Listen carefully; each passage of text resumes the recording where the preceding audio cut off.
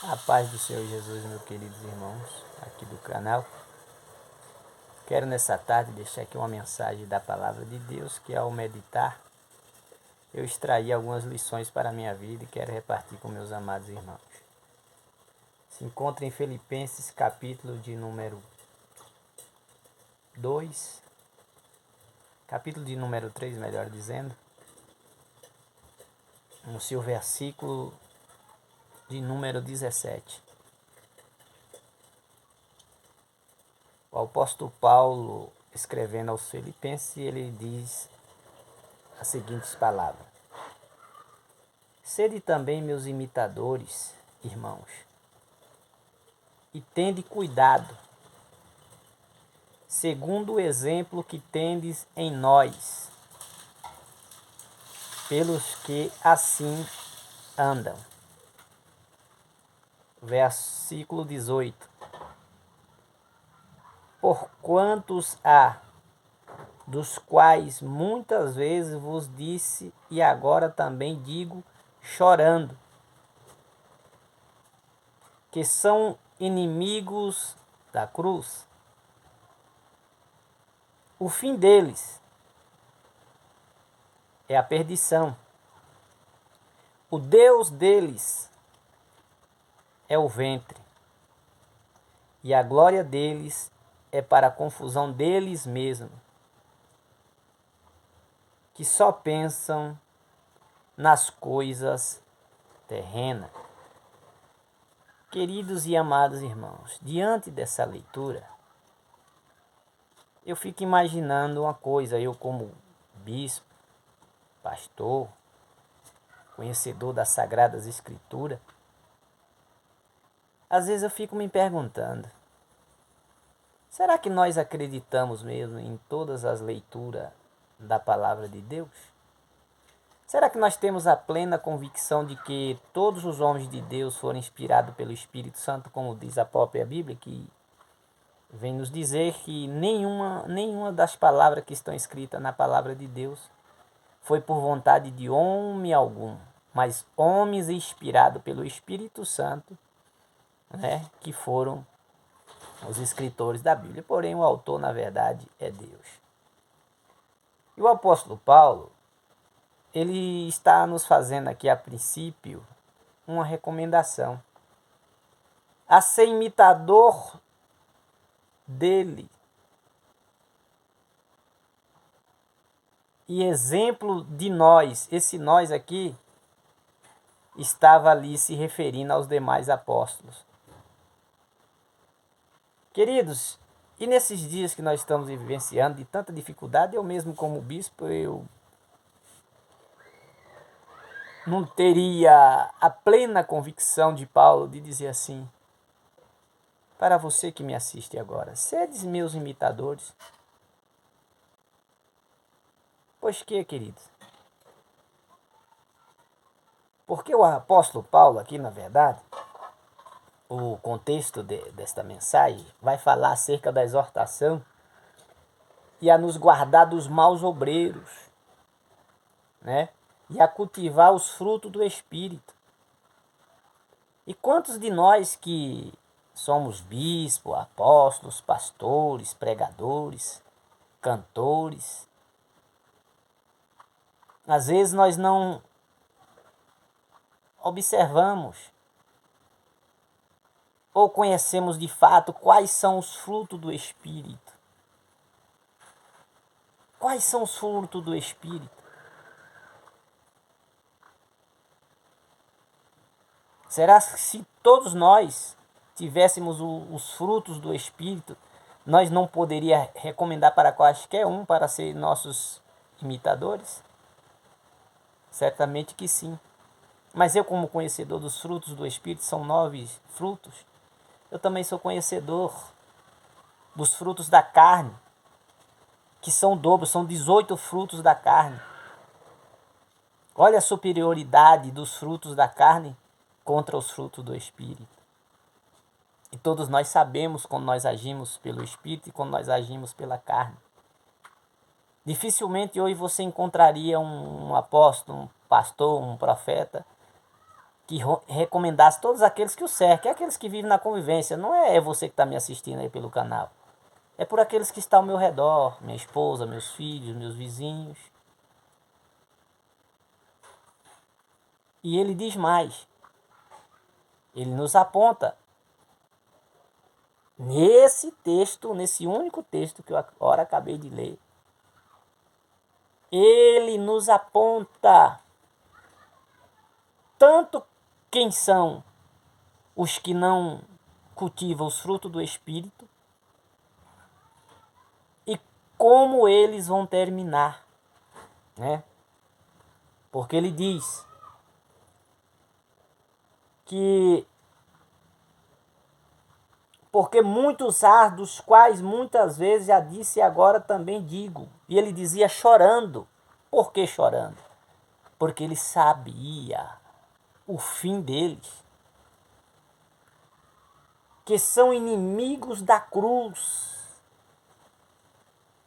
Já tinha muitos naquela época ali, entre os apóstolos, que eram inimigos da cruz. E Paulo aponta o porquê eles eram inimigos da cruz e como eles vão terminar. Isso é que me choca nessa leitura, que muitos leem isso aqui como se estivesse lendo um livro quaisquer, uma revista. Interessante, né? Para os historiadores, para os escritores de livros de autoajuda, a gente dá uma atenção tão grande, né? E sai contando em todos os vídeos, em todas as mensagens que nós ministramos, por onde nós passamos. E as veracidades da Bíblia a gente se esconde, parece que elas nos condenam, né? Não é bem assim? Porque antes mesmo do Espírito Santo revelar, de Deus usar um profeta, quem sabe quem pecou sou eu. Quem sabe quem errou sou eu. Porque pecado não é aquilo que eu acho que é pecado. Pecado é aquilo que a Bíblia diz que é pecado, independente de eu ser bispo ou não. Vamos lá. Vamos para o que interessa. Olha o que ele diz. Quem são os inimigos da cruz? Não se faça de desapercebido, meu irmão, minha irmã que me ouve. Por favor. O fim deles é a perdição. O Deus deles é o ventre. E a glória deles é para a confusão deles mesmos, que só pensam nas coisas terrenas. Tá vendo quem são os inimigos da cruz? É aqueles que só pensam nas coisas terrenas, meu irmão. É aquele que você vai na casa de Deus, porque a casa de Deus é lugar de arrependimento. Lembra quando o Asaf quis se desviar? Porque ele ficou olhando para a riqueza, a prosperidade do ímpio e quase que ele se desviou, quase que ele se afastou da presença de Deus.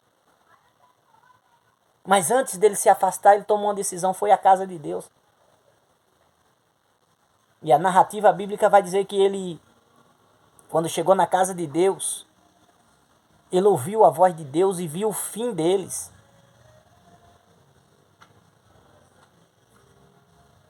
Aí ele diz que quase os seus pés vacilaram, então ele se arrependeu e permaneceu na casa de Deus, na presença de Deus.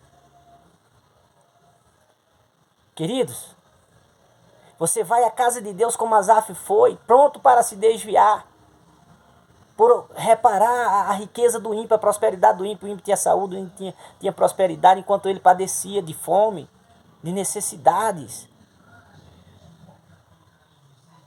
Mas na casa de Deus ele descobriu qual é o fim deles. E hoje, dá para nós descobrir qual é o fim desses camaradas na casa de Deus? Não dá, porque você chega lá na mesma situação de Asaf, querendo se desviar, e em vez deles virem e falar das coisas do céu, das coisas espirituais, eles estão dizendo: faz uma campanha que você vai ser abençoado, faz um propósito que você vai ser abençoado, venha congregar aqui na nossa igreja, aqui é terra fértil, aqui você vai prosperar, aqui Deus vai te abençoar. E você ali, doido para ouvir uma repreensão, doido para ouvir algo que traga solução para o seu problema. Às vezes você quer sair da bebida, às vezes você quer sair do cigarro, às vezes você quer sair da prostituição, às vezes você é um adúltero, tá? E a sua esposa quer sair. E aí chega lá, a pessoa diz que você é de Deus, que Deus é contigo, que Deus vai te abençoar, é só você fazer a campanha, é só você estar ali no ministério deles, fazer o propósito. Que você vai prosperar, que você vai ficar rico, que você vai abrir empresa, que você vai voar de avião, você vai andar de carro importado, vai morar em mansões. Esses camaradas são inimigos da cruz. Paulo está declarando que eles são inimigos da cruz. E eles, o fim deles é a perdição. Até quando? Nós vamos se deixar levar pela voz dos opressores.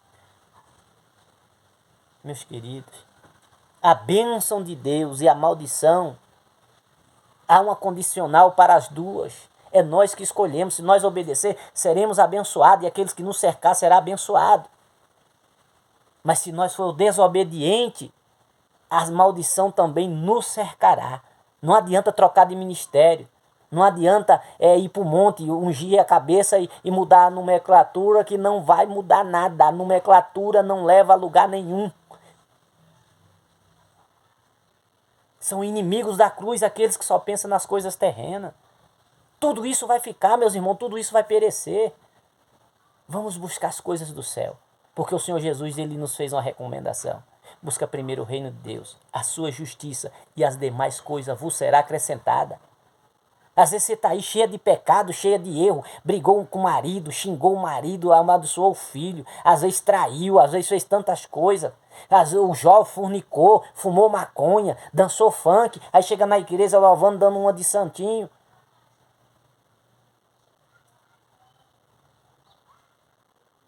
Arrependei-vos, porque é chegado o reino do céu.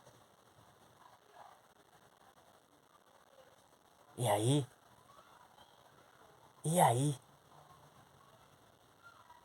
Vai continuar acreditando nos inimigos da cruz? Interessante que a campanha é o propósito de você estar lá por 7 dias, e cada dia uma campanha diferente, então a igreja vai estar sempre lotada. Agora eu te pergunto, quantas campanhas os apóstolos fizeram? Quantas campanhas Jesus fez? Amém, meus irmãos? Esse vídeo é para você, a partir de hoje, parar de acreditar naquele videozinho que chega. Sabe?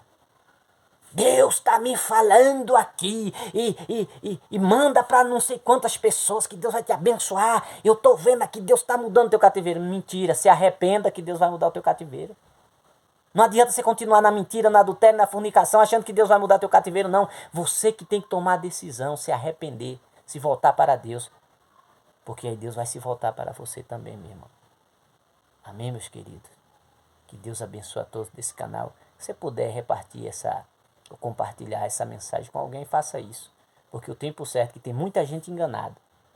Mas o Espírito Santo, ele tem os seus remanescentes. Seja um remanescente na vida desse irmão, dessa irmã também. Que eu tenho certeza que a história dele vai mudar e o nome do Senhor será glorificado. Amém?